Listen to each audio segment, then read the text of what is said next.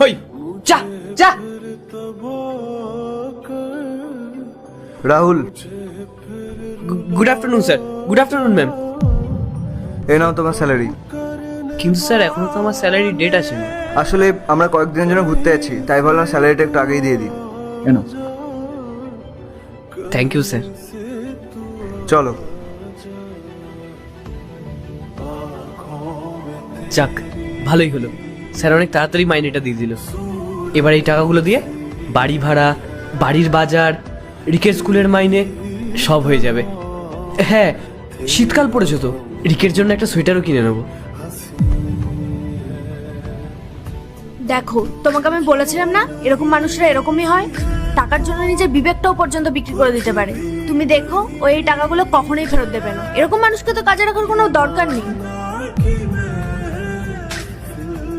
তুমি একটু ওয়েট করো, কিছুক্ষণ পরেই জানা যাবে যে ওই টাকাগুলো নিয়ে কি করবে। এ কি, এখানে তো 25,000 টাকা আছে, আমার মাইনে তো 15,000 টাকা, এখানে তো 10,000 টাকা বেশি আছে। তাহলে কি স্যাররা আমাকে ভুল করে টাকাটা দিয়ে গেল? স্যারদেরকে একটা ফোন করি।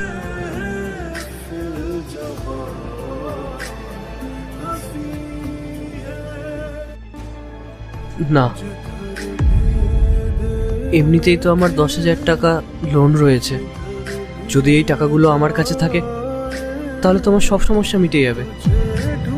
কিন্তু আমি তো এতদিন ধরে এখানে কাজ করছি, আমার তো বেইমানি করাটা ঠিক হবে না। কি করব বুঝতে পারছি না। হ্যাঁ, মেঘাকে একটা ফোন করি।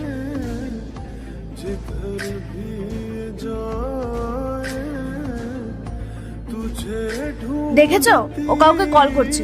ও নিশ্চয়ই বন্ধুদেরকে কল করে রাতের প্ল্যান করছে। আরে মাইনে পেয়েছে, হয়তো বাড়িতে ফোন করে জানাচ্ছে, সেটাই হবে। শোনো, আমি না এদেরকে খুব ভালো করে চিনি। একটু টাকা দেখলেই না এরা লোক সামলাতে পারে না। তুমি বেকার তোমার 10,000 টাকা এদের পেছনে লোকসান করলে।